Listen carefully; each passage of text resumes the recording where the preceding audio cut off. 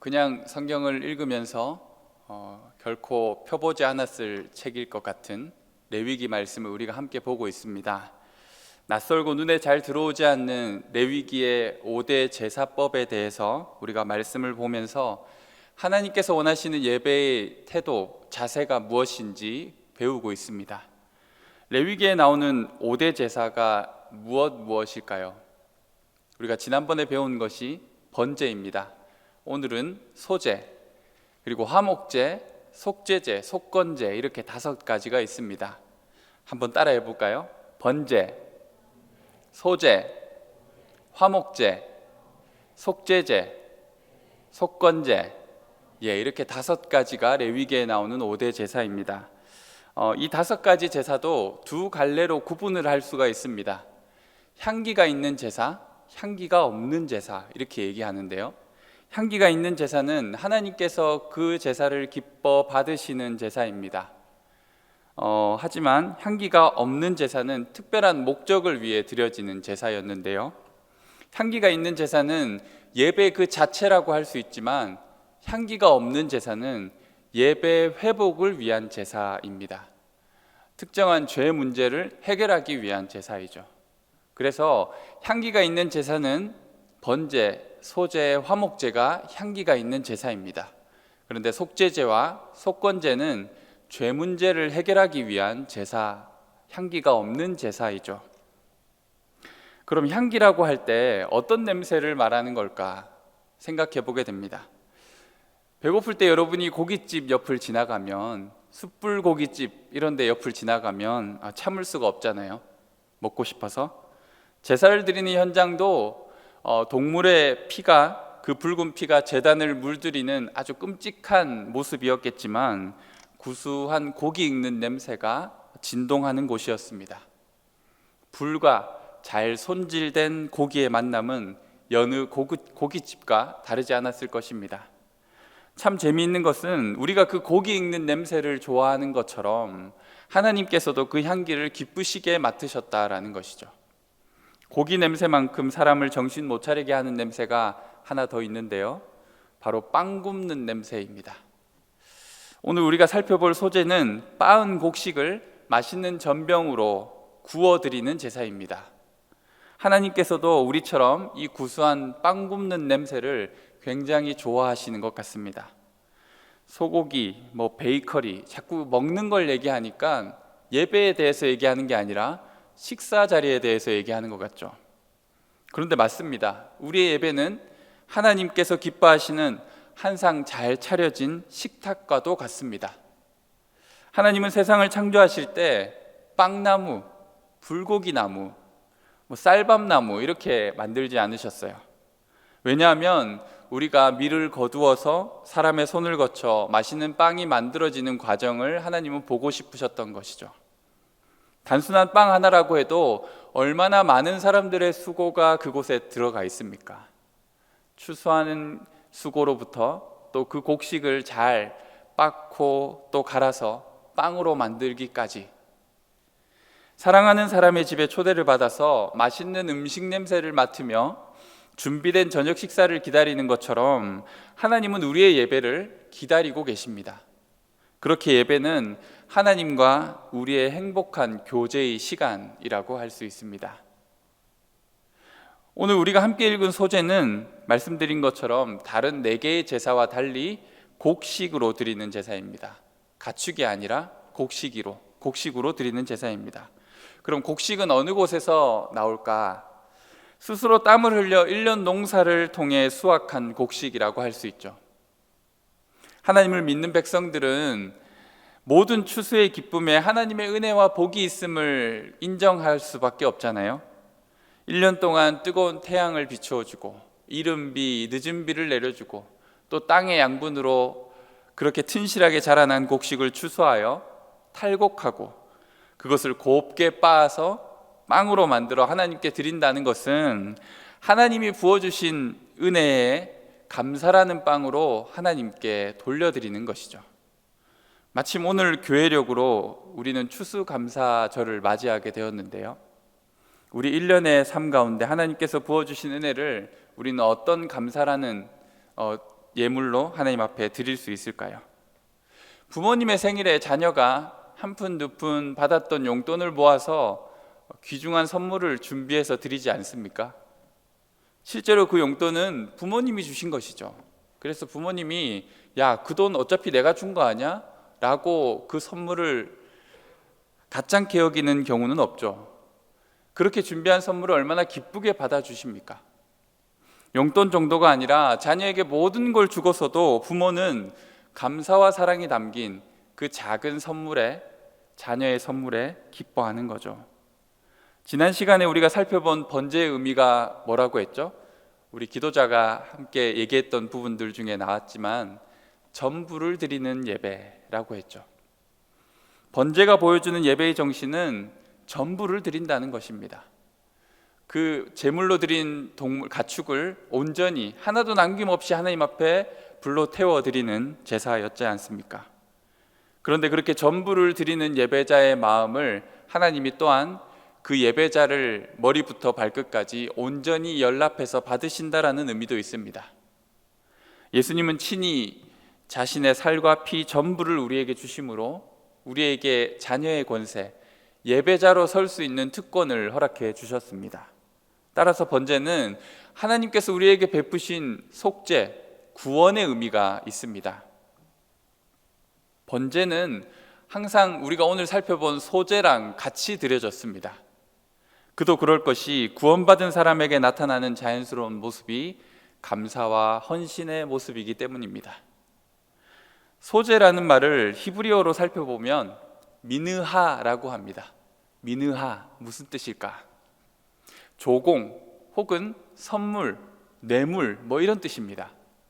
그래서 성경을 보면 야곱이 에서의 마음을 풀기 위해서 준비했던 뇌물도 미느하라고 되어 있고요. 또 이스라엘 주변에 있던 열국들이 솔로몬에게 바쳤던 조공도 바로 미느하라고 되어 있습니다. 내 모든 존재가 하나님께 속하였다, 그래서 내 전부를 드린다라는 것이 번제의 의미였다면, 소제는 내가 가진 것 또한 주님의 것임을 인정하는 예배입니다.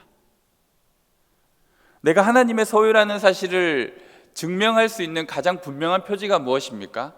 내가 가진 것을 하나님께 드리는 것이죠. 혹시 조공이라는 표현이 여러분의 기분을 상하게 하는지 모르겠습니다. 조공은 보통 강한 나라에 대해서 약한 나라가 보이는 충성의 표현이지 않습니까? 우리나라가 중국에 대대로 조공을 바쳤던 역사가 있죠. 그리고 수많은 강대국들에게 조공을 바친 여러 약한 나라들의 모습들이 있지 않습니까? 그런데 이러한 조공을 비참하게만 볼 수 없는 이유는 더 확실한 안전과 이득을 얻기 위해서 현실적이고 합리적인 외교 전략으로 조공을 선택하는 경우들이 있습니다. 약한 나라들은 조공이라는 물질을 사용해서 강대한 나라의 보호와 또 여러 발전의 기회를 누리는 것이죠. 그럼 우리가 하나님께 조공을 드린다라는 것은 무슨 의미일까? 하나님은 사실 전처는 우리의 삶을 돌보시고 계신 분이십니다. 위기와 위험에서 건져주시고 필요한 것들을 채워주시고 근심과 걱정 중에 평안을 허락해 주시고 위태한 일 가운데 우리를 구원해 주시는 분이십니다. 이런 강하고 능하신 하나님께 우리는 감사의 예물을 드립니다. 내가 받아 누리는 것에 비하면 너무나도 초라한 예물이라고 할 수 있습니다. 보통 강한 나라가 자신보다 약한 나라를 자신이 가진 힘으로 억압하고 그리고 불평등한 조약을 맺고는 민중의 삶을 수탈해 가는 것이 이 세상의 흐름이 아닙니까? 우리도 실제로 일본에게 그런 것들을 당하기도 했었고요. 그런데 하나님께서도 연약한 우리 인생과 불공평 조약을 맺으십니다. 그런데 이 조약에서 불공평한 대우를 받는 분은 우리가 아니라 하나님이십니다. 내가 너에게 복주며 너를 번성하게 하겠다라는 하나님 편에서의 일방적인 복과 보호에 대한 약속을 우리에게 선언하시고 하나님은 그것을 신실하게 지켜나가십니다. 우리가 어떻게 그것을 되갚는지 보다도 하나님 자신이 하신 약속에 신실하게 행하시는 것이죠. 거기에 비교할 수조차 없는 우리의 미약한 감사 또한 주님은 얼마나 기뻐하십니까? 객관적으로 따져보아도 하나님께 손해가 되는 일이죠.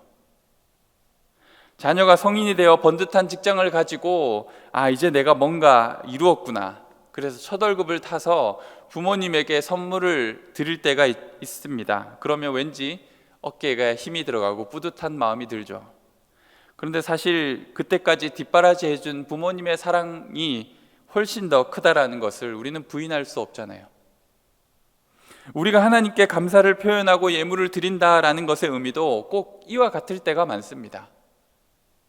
우리 두 손을 가득 채워 하나님께 드렸다라고 생각하지만 하나님은 그 두 손 안에 담을 수 없을 만큼 우리의 삶의 은혜로 채워주고 계신 것이죠. 내 손에 쥐고 있는 그 하나를 아까워하면서 내가 받은 100가지, 1000가지를 볼 줄 모른다면 얼마나 어리석은 인생이라 할 수 있을까요? 이처럼 소재는 내가 가진 것으로 드리는 예배입니다. 하나님께서 내게 주신 선물을 다시 하나님께 감사로 올려드리는 것입니다. 감사할 수 있고 헌신할 수 있는 것은 바로 이 하나님의 은혜에 대한 눈이 뜨여 있을 때 가능한 것이죠. 그런데 우리는 항상 이 물질의 부분에서 쉽게 넘어지지 않습니까? 누군가의 말처럼 지갑의 회개가 온전히 이루어져야 한다라는 것이 우리들의 삶에도 적용되어야 하지 않을까요? 재물이 있는 곳에 우리의 마음도 있음을 우리는 말씀을 통해 압니다. 우리는 하나님보다, 그분의 완전하신 은혜보다 세상의 재물에 마음을 빼앗길 때가 얼마나 많습니까? 하나님의 은혜보다 주식의 주가가 얼마나 되는지가 우리의 삶에 더 큰 지표로 다가오기도 하잖아요. 세상살이에 대한 염려와 근심은 우리의 믿음을 움츠러들게 만들죠. 하나님께 드리는 자세가 인색해지기도 하고 억지로 하는 모습이 되기도 합니다. 우리가 드리는 모습이 이렇게 되어서는 절대로 안 되는 이유가 있습니다. 그게 무엇이냐? 하나님은 우리가 주는 그것을 안 받아도 아무 문제가 없기 때문입니다. 천천의 순양과 만만의 기름이 하나님께 도대체 무슨 의미가 있겠습니까? 솔로몬이 1000번제를 드렸다고 했는데 그 1000마리의 동물이 희생되고 피가 흐르는 것이 하나님께 얼마나 대단한 기쁨이 되겠습니까? 온 우주 만물의 주인이시며 그것을 만드신 하나님께 우리가 생색을 내며 드린다고 하는 그 예물이 얼마나 대단한 것이겠습니까? 결국 하나님은 우리의 마음, 예배의 자세를 기뻐하시는 것이죠. 소재의 제사를 준비하는 사람을 한번 생각해 봅시다. 그는 추수할 곡식이 있는 밭을 바라봅니다. 그리고 가장 튼실하고 좋은 곡식을 걸러냅니다. 그래서 제사를 준비하죠. 내가 가진 소유 중에서 가장 특별하고 좋은 것으로 사랑하는 하나님께 먼저 드리고 싶은 마음이 바로 소재의 정신인 것이죠. 헌금의 자세가 어떠해야 하는지, 그리고 구원받은 자, 하나님의 은혜 안에 있는 자가 어떻게 자기에게 있는 것으로 하나님께 드려야만 하는지, 하나님을 기쁘시게 해야 하는지 가르쳐주고 있는 것이 바로 우리가 오늘 살펴본 소제라는 제사입니다. 또한 이것은 우리의 예배의 정신에 있다 있는 것이죠. 여러분의 헌금은 어떻습니까? 한국교회 성도들 중에 헌금 설교를 듣고 당장 그 목사와 교회에 대해 실망하는 교인들이 제법 많습니다. 저도 많이 들어봤고요. 설교가 끝나고 난 뒤에 성도가 예배 후에 저를 찾아와서 하소연하는 거죠. 오늘 담임 목사님 왜 헌금 설교하세요? 지금 시대가 어느 때인데 헌금에 대한 설교를 하시냐고요? 라고 저에게 항의하는 분들도 많이 만나봤습니다. 그들은 왜 그렇게 헌금 설교를 싫어할까요? 제가 그 원인을 잠깐 생각해 보았습니다. 헌금을 강조하는 설교나 말들 때문에 헌금에 대하여 많은 사람들이 오해를 하는 경우들이 있습니다. 먼저 첫 번째 오해는 하나님이나 교회가 돈이 필요해서 헌금을 강요한다라는 오해입니다. 아까도 말씀드렸지만 하나님은 여러분의 그 지폐 몇 장이 필요한 것이 아닙니다. 무에서 유를 창조하신 하나님의 손에 부족한 게 있겠습니까? 그럼에도 불구하고 교회가 다분히 인간적인 생각으로 헌금을 유도하기 위해 애를 쓰는 경우들이 있습니다. 자연스럽지 않은 강요로 부담을 주는 경우가 있다는 것이죠. 그런데 그러함에도 불구하고 그 경계가 모호한 이유는 그러한 상황에도 하나님께 순전한 마음으로 자신의 것을 드리는 이들도 있기 때문입니다.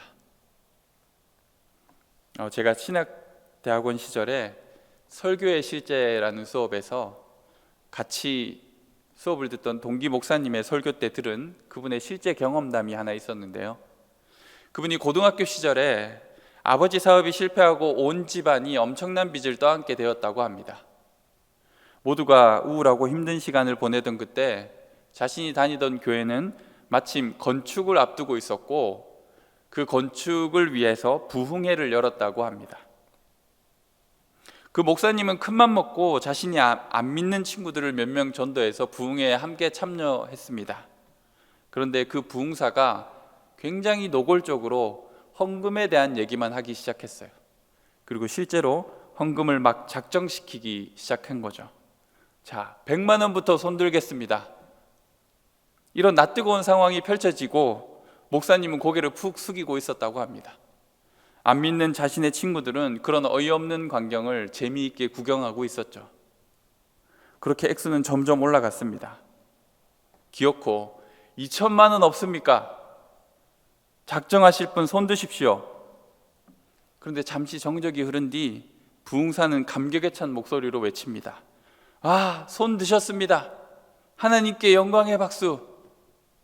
그러자 목사님 옆에 안 믿는 친구들이 하나같이 야, 저 아줌마 미쳤나 봐. 손 들었어. 저거 짜고 하는 거 아니야? 막 이런 얘기를 하더라는 거예요. 그래서 친구들이 하도 난리법석을 피우길래 그 정신 못 차리는 성도가 누군지 얼굴이나 확인하려고 목사님이 고개를 들었는데 울고 있는 자기 어머니의 모습을 본 거예요. 눈물을 흘리며 손을 들고 있는 자신의 어머니를 쳐다보게 되었어요.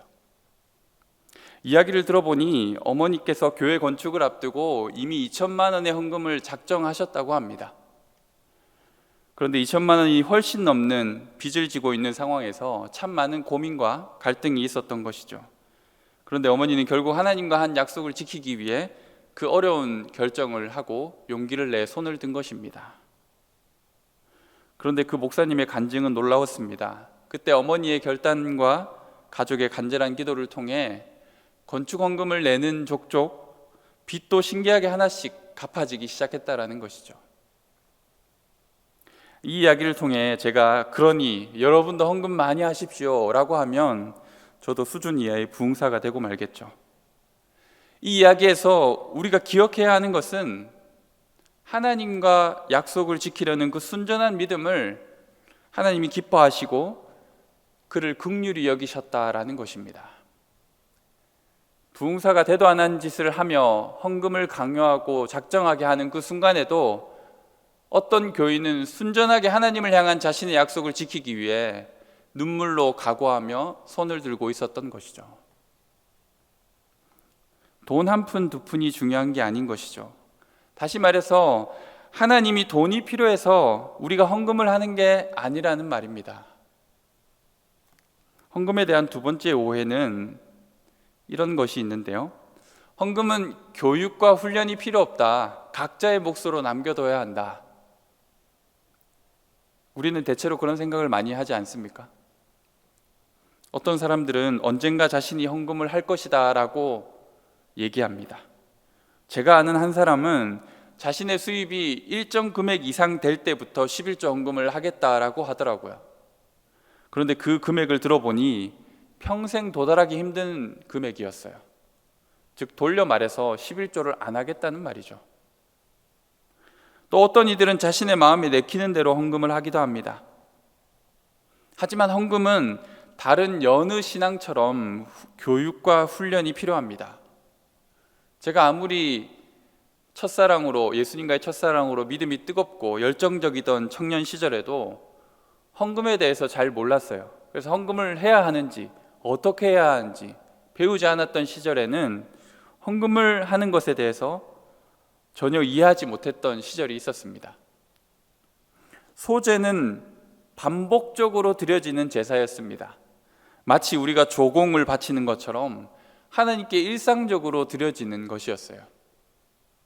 헌금은 이런 일상의 훈련과 습관을 통해 자리를 잡아가는 것입니다. 기도나 말씀 묵상이 그렇듯 헌금이나 11조도 우리의 신앙의 틀을 세워가는 중요한 훈련의 과정이라는 것이죠. 훈련하지 않으면 우리는 어느새 만몬의 지배에 들어가 올바른 믿음의 삶을 살아내지 못하는 것입니다. 만몬, 돈이라는 신에 지배당하게 되는 것이죠. 자신이 가진 것을 하나님을 위하여 구별하지 못하는 사람과 그것을 할 수 있는 사람은 믿음의 차이라고 할 수도 있겠지만 교육과 훈련을 얼마나 잘 받았느냐 못 받았느냐로 구분할 수도 있습니다. 저는 어머니께 자주 전화를 드리지 못합니다. 성격적인 부분도 있고 그런 부분에 훈련이나 습관이 덜 되어 있는 것이죠. 한 번은 교회 권사님이 매일 자기에게 전화를 걸어오는 아들을 자랑하시더라고요. 그 얘기를 들으며 제가 어머니께 얼마나 미안한 마음이 들었는지 몰랐습니다. 사랑의 마음은 같으나 표현하는 것은 배우고 자주 해봐야 익숙해지는 것이죠. 감사하는 마음이 들 때까지 헌금을 안 하겠다, 혹은 자신의 기분을 따라 헌금을 하기도 하고 안 하기도 한다면 우리의 헌금 생활은 우리의 인생처럼 들쑥날쑥 형식도 기준도 없어져 버릴 것입니다. 기도를 잘하려면 기도에 대해 책을 읽는 것뿐만 아니라 구체적인 하루의 시간을 기도로 결단하고 직접 기도를 해야만 하는 것처럼 헌금을 잘 하려면 일정한 형식과 기준을 가지고 꾸준히 그것을 지켜나가야 합니다. 우리가 가지고 있는 헌금 목록들이 바로 그런 틀거리를 제공해 주잖아요. 주정헌금, 주일마다 드리는 헌금이 있고, 감사한 일들을 겪을 때마다 하나님 앞에 드리는 감사헌금이 있고, 또 오늘같이 절기헌금들이 있잖아요. 이런 틀거리들 안에서 내가 헌금을 하나님 앞에 구별하고 준비하는 것은 훈련과 교육을 통해 되어지는 것이라는 거죠. 여러분이 마음이 들 때까지 헌금을 유보한다면 언제 헌금을 할 수 있을까요? 그때 권사님의 아들 자랑을 듣고 바로 그날 저녁에는 제가 어머니께 전화를 드렸어요. 어머니께서 굉장히 좋아하시더라고요. 우리의 사랑과 관심도 훈련과 또 습관이 될 때까지 많은 시간이 필요한 것처럼 하나님께 드리는 것도 마찬가지입니다. 혹시 이 훈련을 아직 시작하지 않은 청년들이 있다면 작은 발걸음부터 시작했으면 좋겠어요. 마음이 몸을 따라가게 되는 것입니다. 헌금에 대한 마지막 오해는 헌금은 복을 받기 위해 하는 것이다 라고 오해하는 분도 있습니다. 주로 사이비 부흥사들이 헌금을 걷어내기 위해 복 받으려면 헌금하라 라고 얘기하죠. 복이 헌금을 통해 나오는 자판기도 아니고 이 무슨 회계망측한 말인지 모릅니다. 간혹 길을 걷다가 여러분도 혹시 만나보셨는지 모르겠지만 도를 아십니까? 분들을 만날 때가 있죠. 증산도나 대순진리의 분들인데요, 그들이 보통 이런 식으로 접근을 합니다. 인상이 너무 좋으세요. 혹은 눈빛이 굉장히 맑으세요. 이러면서 이제 말을 걸잖아요. 그리고는 잠깐 이야기를 나누고 싶다고 하면서 아주 뻔뻔하게 햄버거나 음료수를 사달라고 합니다. 같이 이야기를 나누며 레퍼토리는 뻔합니다. 지금 현재 잘 안 풀리고 있는 일들이 있을 수 있는데 그게 바로 조상들에게 제대로 하지 못해서 그렇다. 그래서 제사를 드려야 한다고 말하며 제사비를 내라고 하는 거죠. 삶에 어려움이 많고 일이 잘 안 풀리는 사람들, 뭔가 믿는 구석도 없이 답답하게 인생을 살아가던 어리석은 인생들은 그 얘기에 기가 솔깃해서 있는 돈 없는 돈을 구해 제사를 드리는 것이죠. 혹시라도 자신의 삶에 복이 찾아오지 않을까. 그리고 여기서 강조하는 것이 정성입니다. 정성. 그럼 금액을 어떻게 해야 되나요? 라고 말할 때 그들이 항상 하는 말이 이래요. 금액은 중요하지 않습니다. 정성이 중요합니다. 대부분의 종교가 이런 틀을 가지고 있지 않습니까? 얼마나 정성을 다하느냐에 따라, 얼마나 바치느냐에 따라 우리가 받을 복이 결정되는 것처럼 얘기하죠. 기브 앤 테이크, 이게 바로 소위 기복주의라고 할 수 있습니다. 우리가 부모님께 잘하는 것이 부모님의 사랑을 받아내기 위해서일까요? 마찬가지로 우리는 하나님께 헌금을 해야만 복을 받아낼 수 있을까요? 부모님의 사랑이 그러하듯 하나님의 은혜가 그러하듯 우리는 이미 그 복을 충분히 받고 지금도 누리고 있는 중입니다. 그리고 앞으로도 하나님은 채워주시고 계속해서 부어주실 것입니다. 헌금과 복의 선후관계가 잘못되어 있는 것이죠.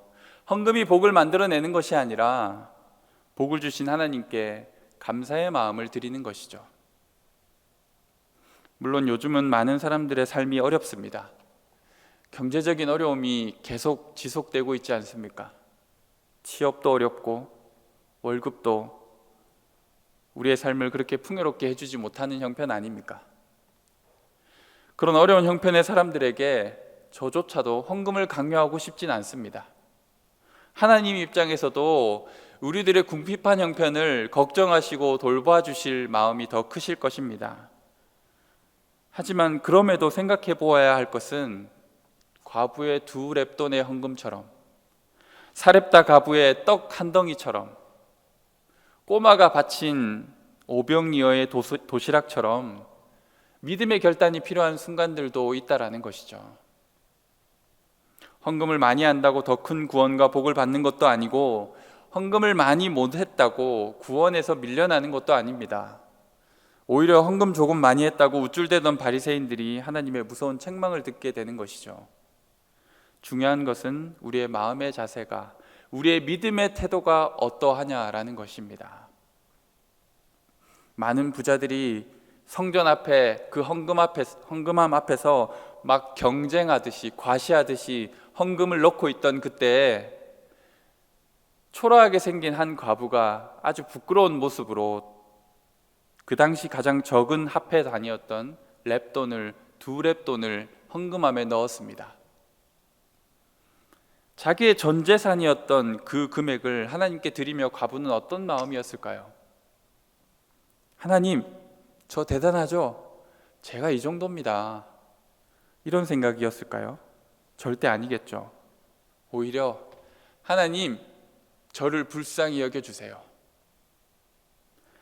하나님만을 의지합니다. 이런 마음이었지 않겠습니까?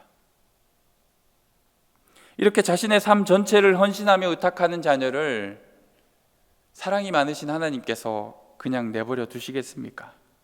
이런 믿음이 과연 우리에게 있느냐라는 것이죠. 나의 어려운 사정과 궁핍한 상황에 좌절할 때가 있습니다.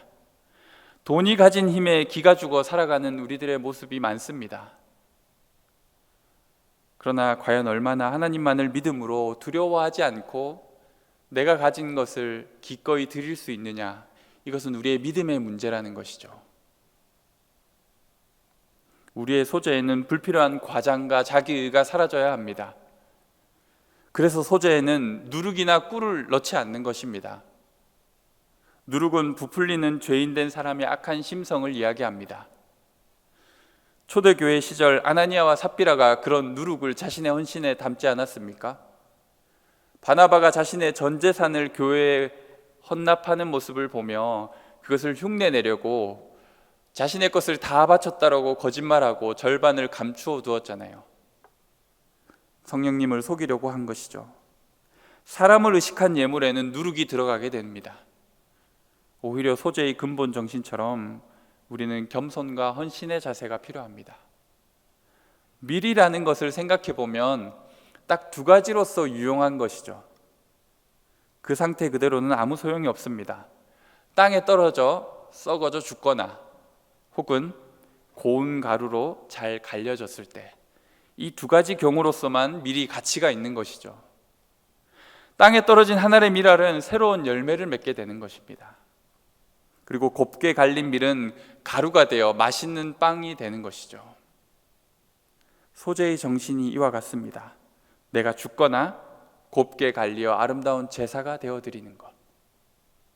여전히 나를 주장하거나 내 것을 과도히 챙기려고 하는 우리들의 모습은 아무 쓸모없는 밀, 죽지도 않고 갈리지도 않는 식물처럼 되어버리고 마는 것이죠. 예배자는 절구통에 넣어진 밀처럼 찧어 부서지고 갈라지고 가루가 되어야 합니다. 우리의 욕심도 고집도 교만도 다 벗겨지고 고운 가루로 갈려져야 합니다. 나쁜 냄새를 없애기 위해 유향을 더하고 기름으로 잘 볶아 변질되지 않도록 소금을 더하면 맛있는 빵이 되어 하나님께 드려지게 되는 것입니다. 구수한 빵 굽는 냄새가 사람의 마음을 풍요롭게 하는 것처럼 우리의 예배가 하나님의 마음을 기쁘시게 하는 아름다운 예배가 되기를 소망합니다. 내가 가진 것으로 드리는 감사의 예배, 겸손의 예배, 헌신의 예배가 바로 여러분이 드리는 참 예배의 모습이 되었으면 합니다. 그러한 모습으로 살아갈 여러분들을 주님의 이름으로 축복합니다. 기도하겠습니다.